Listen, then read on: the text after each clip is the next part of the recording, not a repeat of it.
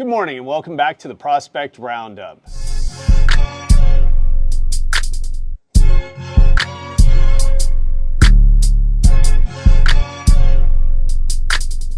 Here's our PSA for today's episode. I will be pronouncing names that I am going to absolutely butcher. It is going to be bad. So we'll have to see what we can do about getting a celebrity guest to pronounce it so it sounds more like it's supposed to sound. Today's a great day. Baseball has started. If you were anything like me, you've been getting up at 5 a.m. Central Standard Time to watch the Tokyo series. The Dodgers and the Cubs going after it. It was a great opportunity to showcase some Japanese talent in Japan. Some of the big names, obviously, that was your Shohei Ohtani's, your Yamamoto's, Roki Sasaki. It was the first chance to see him pitch in a professional game. Seiya Suzuki was big over there, and Shota Imanaga. So those are the big names that are being showcased right now over there. But one of the big things is there's a lot of talent in Japan right now in the NPB, or the Nippon Professional Baseball League. What we're going to talk about today is we're going to talk about all those guys that are still over there playing who could be coming to the United States, because as a focus for our videos, we like to talk about opportunities for you to be able to get guys before they're expensive. So as we talk about Japanese-born baseball players, the opportunity to pick up a Shohei Ohtani at this point, well, that ship has kind of sailed if you were looking for a good deal. One of the greatest baseball players on the planet and in the history of the game, he isn't going to be cheap anytime you're going to pick him up. So a little bit of history. Back in 1964, the very first Japanese-born baseball player came over to the United States.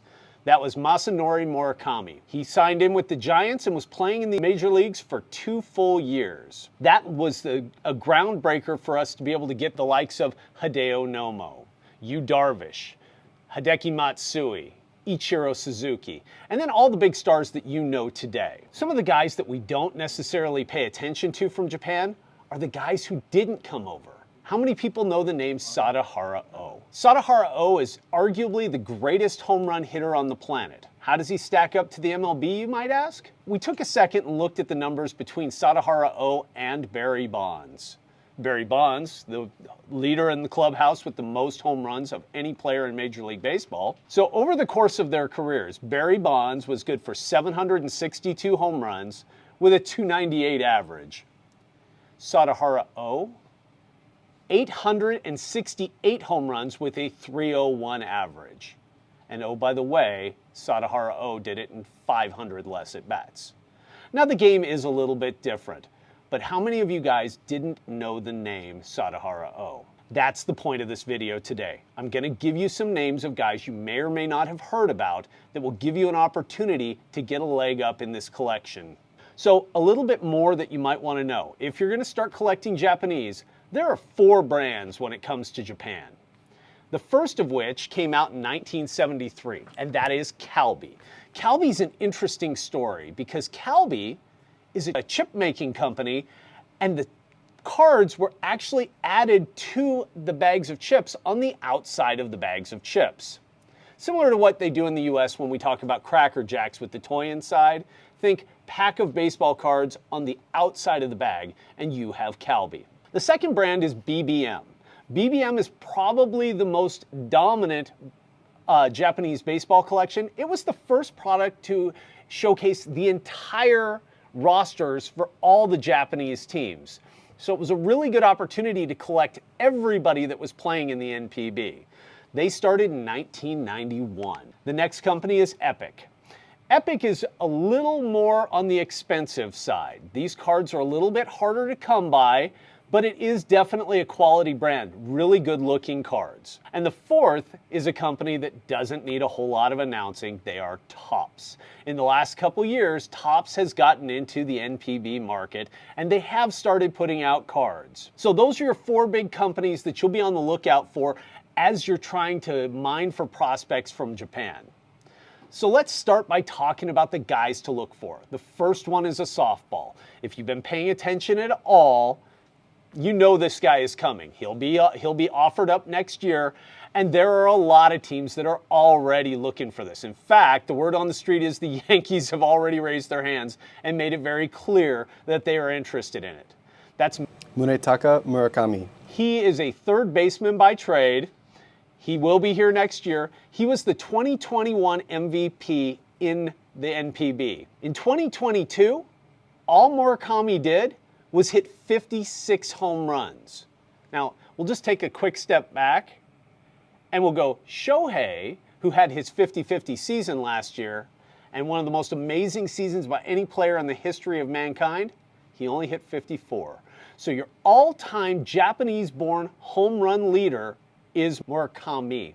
Definitely a guy that we should be keeping an eye out for. The next person on my list is Kazuma Okamoto. Okamoto is interesting because he plays multiple positions. When you're looking at Japanese players, it's not like the MLB where you get guys who play a whole lot of positions. People tend to specialize in a particular position. But Okamoto is a first baseman, a third baseman, and a left fielder. He is an Iron Man. We're talking about a guy who in 8 years of play in NPB has only missed 8 games, which in today's baseball is a very valuable thing. He's averaged over 27 home runs for the last 7 years, and he is a guy that most people pencil in for 30 to 40 home runs every single season. A lot of value in a guy like Okamoto. The next guy I want to talk about is Shugo Maki. Shugo Maki is a second baseman by trade, and his ETA for the major leagues is 2027, so you have a little bit of time on Shugo Maki. He was part of the 2024 Japan Series champions with the DNA Bay Stars. He's a 3-time All-Star the last 3 years, and he's a 2-time Gold Glover. This is a guy in 4 professional seasons who averages just under 300 and has accounted for almost 100 home runs. So a very, very solid player to add to any particular roster. The next guy I want to talk about is Hiroto Takahashi. Takahashi is the first pitcher on my list that we'll talk about. He is also projected to be available in 2027. He is currently with the Chunichi Dragons, and last season he was top 5 in strikeouts and ground balls. He had a 1.38 ERA. I did say that right, 1.38 ERA, and he allowed 1 home run all year. That's amazing. So definitely be on the lookout for Takahashi. The next one's kind of a fun story. This is a guy who, if you followed Major League Baseball, you would have remembered back to the 2018 draft. The 8th pick in that draft was a gentleman by the name of Carter Stewart Jr. Carter Stewart Jr. didn't pass his physical with the Braves, so he had a choice to make. He had to decide if he was going to try to go back through the draft again, or he was offered a contract to play for the SoftBank Hawks in Japan. So young Carter Stewart Jr. took that contract in Japan, and he has flourished in Japan and has developed every year. And at this point, over the course of his career, he has an under 3 ERA, and he has twice as many strikeouts to walks. This is a guy who should be available after next season as well. And it would be great to see him come back to the MLB, because I'm sure he's probably had dreams of playing here since 2018. So my last guy I'm going to include in this particular group isn't a guy who is likely to come over. I'm throwing him out there as a name that if you can get your hands on his product, it's probably worth collecting, a la Sadahara O, a guy who never came to the MLB, but was a dominant force in professional baseball around the world. And that is Kensuke Kondo. He was the MVP last year, and he is widely held as the best player in the world, not in the MLB. There are a few things that he doesn't do well. The problem is with Kondo, he is getting to an age where at this point, if he were to try to come over to the MLB, he wouldn't be here very long. I believe he's currently 31 years old, and he is committed to play in the NPB for this season. So I wouldn't expect to see him come over. But if you are a collector of truly amazing baseball players, this is a guy I would be picking up, especially if you can do it at a good price. The next 2 guys I want to talk about are kind of your long prospects. The first one is Shunpeita Yamashita. Yamashita currently expected to be somewhere around 2028 where he'll be available. Yamashita is the most talented pitcher in Japan, not named Roki Sasaki. Obviously, Roki moved on this year, and he is a Dodger. This is a kid who won the Rookie of the Year in 2023, and by all accounts, if he comes to the MLB, is slated as a top 10 pitcher in the MLB. The second guy that's going to take a little time, but is an amazing story, and it's enough that card companies have already started producing him here in the United States, is Rintaro Sasaki. Rintaro Sasaki is the high school home run record holder. And he didn't just do it at any high school. He did it at the same high school where Shohei Ohtani went. So imagine that.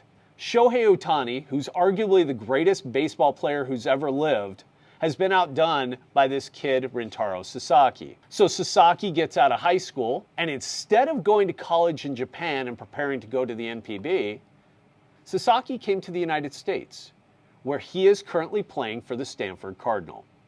I highly recommend, if you have not seen it, have a look at some of the videos of Rintaro Sasaki. He absolutely crushes the baseball and is somebody that you should be looking for after 2026. I expect him to be a very high draft pick.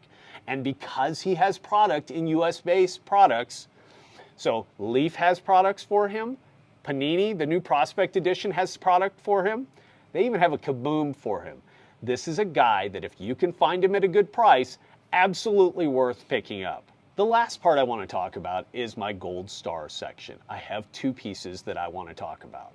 These are awards that we've given out to people in Japan that have done something unique, something worth seeing. The first one I want to talk about is Chusei Manami. This is a guy with a cannon. Now, he has raw, inconsistent power at the plate, which he's young, there's plenty of time for it to develop. But if you watch him play the outfield and watch him throw a baseball, it is amazing. This guy has an absolute cannon for an arm. It is worth the price of admission to watch Manami throw a baseball. The last award I want to give is one of my favorite characters in all of Japanese culture. This is the mascot or former mascot of the Chibalote Marines. And this is Nazano Sakana, or mysterious fish. So in the MLB, we're full of mascots that are bears, or birds, or fish, or all kinds of animals. Well, mysterious fish is also a fish. But please watch the video and tell me if that doesn't leave an impression. So that's all I got for you guys today. Hopefully we've given you some things to look for as far as it pertains to the NPB and some Japanese prospects going forward. And as usual, if you have any questions about any prospects, go ahead and like and leave a comment for us, and we'd love to address those in future episodes. Thanks very much. We'll see you next time, guys.